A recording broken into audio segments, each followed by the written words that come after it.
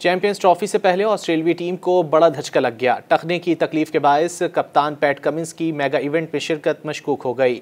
ऑस्ट्रेलियाई कप्तान PAT Cummins के भारत के खिलाफ बॉर्डर गवास्कर ट्रॉफी के दौरान आखिरी टेस्ट में टखने की तकलीफ में मुब्तला होने का इंकशाफ हुआ है। उनकी पाकिस्तान में शेड्यूल चैंपियंस ट्रॉफी में शिरकत पर शुकूक व शुबहात का इजहार किया जा रहा है।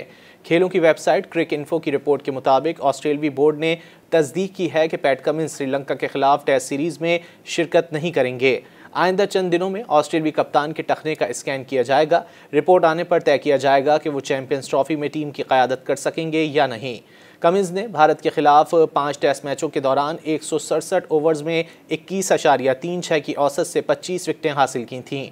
चैंपियंस ट्रॉफी में ऑस्ट्रेलिया का इफ्तिताही मैच 22 फरवरी को इंग्लैंड के खिलाफ शेड्यूल है। कैंगरूज 13 फरवरी को लंकन टाइगर्स के खिलाफ वनडे मैच भी खेलेंगे, जिससे चैंपियंस ट्रॉफी की तैयारी में मदद मिलेगी।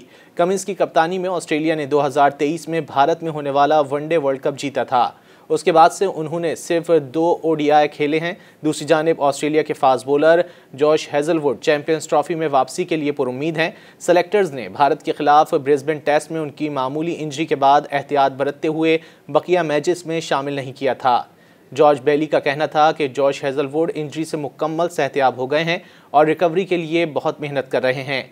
दौरे श्रीलंका के लिए मिचेल स्टार्क, स्कॉट बोलैंड और शॉन एबट का इंतखाब किया गया है। मुमकिना तौर पर शॉन एबट टेस्ट डेब्यू कर सकते हैं। मज़ीद न्यूज़ अपडेट्स और डिजिटल स्टोरीज के लिए सब्सक्राइब करें डॉन न्यूज़ पाकिस्तान।